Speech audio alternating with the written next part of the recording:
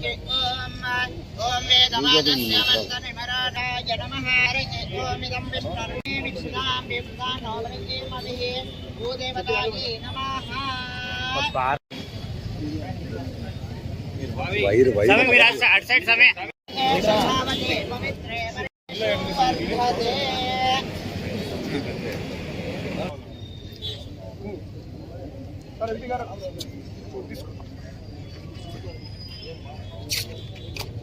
ये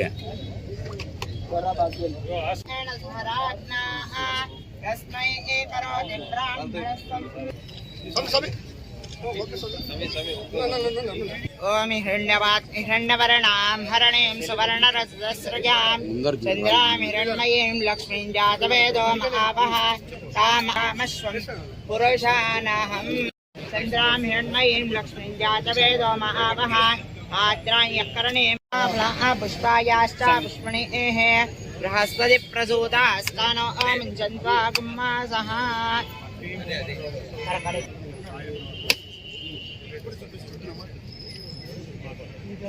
okay sir sir sir ముందుకు MP గారు సార్ ఎంపీ సార్ ముందు రండి సార్ ఎమ్మెల్యే సార్ ముందుకు సార్ సార్ ముందుకు సార్ అద్దరు కరెక్ట్ విశ్రాంతి ధామం అని చెప్పేసి ఎవరైతే పేషెంట్లు ఇక్కడ ఆసుపత్రిలో ఉన్నారో వారి అటెండర్స్ ఎవరైతే ఉన్నారో వారికి విశ్రాంతి కోసం ఒక విశ్రాంతి ధామాన్ని 75 లక్షల రూపాయలు విలువ చేసేటువంటి భవనాన్ని ఈరోజు గౌరవ శాసకులు దగ్గుపాటి వెంకటేశ్వర ప్రసాద్ ఆధ్వర్యంలో గతంలో ఆసుపత్రి ఇన్స్పెక్షన్కి వచ్చినప్పుడు శాసకులు దగ్గుపాటి వెంకటేశ్వర ప్రసాద్ గారు మేము అందరూ కూడా కూర్చొని ఇక్కడ 500 పడకల ఆసుపత్రిలో దాదాపు ప్రతి నిత్యం కూడా 1200 బెడ్లు ఫుల్గా ఉంటున్నాయి. ఎక్స్ట్రా బెడ్లు వేసి చాలా ఇబ్బందికర పరిస్థితులలో ఇక్కడ వాళ్ళ పేషెంట్లని ఎంతో జిల్లా వ్యాప్తంగా వచ్చినటువంటి పేషెంట్లందరూ కూడా చేర్చుకొని ఇక్కడ ట్రీట్మెంట్ ఇవ్వడం జరుగుతూ ఉంది. సో ఎవరైతే ఈరోజు హాస్పిటల్లో ఉన్న పేషెంట్లు ఉన్నారో వారికి తోడుగా వచ్చినటువంటి సహాయకులకి ఇక్కడ ఉండడానికి అవకాశం లేదు. చెట్ల కింద పుట్ల కింద ఉండేటువంటి పరిస్థితి ఉన్నాయి కాబట్టి వారికి మంచి విశ్రాంతి తీసుకోవడానికి అవసరం వచ్చినప్పుడు ఆదుకునేటువంటి ప్రయత్నంలో వాళ్ళంతా వచ్చింటారు కాబట్టి గ్రామాల నుంచి వాళ్ళు ఉండడానికి కోసం ఇక్కడ విశ్రాంతి భవనం ఒకటి ఏర్పాటు చేసుకోవడం నిర్ణయం తీసుకోవడం జరిగింది. ఆ కమిటీ సమావేశంలో కూడా తీర్మానం చేసుకుని ఆ సూచన మేరకు ఈరోజు ఇక్కడ నిర్మాణం చేస్తున్నాము. ఇది రాష్ట్రంలోనే నాకు తెలిసి 2వ 3వ ఉంటుంది ఇలాంటిది ఒక విశ్రాంతి భవనం ఆసుపత్రిలో ప్రాంగణంలో నిర్మించడం అనేది. సో ఈ యొక్క ప్రాంగణంలో నిర్మించడం వల్ల మన జిల్లా వ్యాప్తంగా వచ్చేటువంటి ప్రతి ఒక్కరు ఉపయోగపడుతుంది. భవిష్యత్తులో ఈ గ్రౌండ్ ఫ్లోర్ అయిన తర్వాత ఫస్ట్ ఫ్లోర్ లో డార్మెటరీ కూడా ఏర్పాటు చేయించేసి డార్మెటరీ కూడా అనుకూలంగా వీరందరికీ ఎవరైతే పేషెంట్స్ సంబంధించిన వచ్చారో వారు పడుకోవడానికి కూడా ఉపయోగపడేలాగా ఆ డార్మెటరీ రూపొందింప చేసుకుంటామని ఆలోచనతో మేము ఎమ్మెల్యే గారు కూడా మాట్లాడడం జరుగుతూ ఉంది.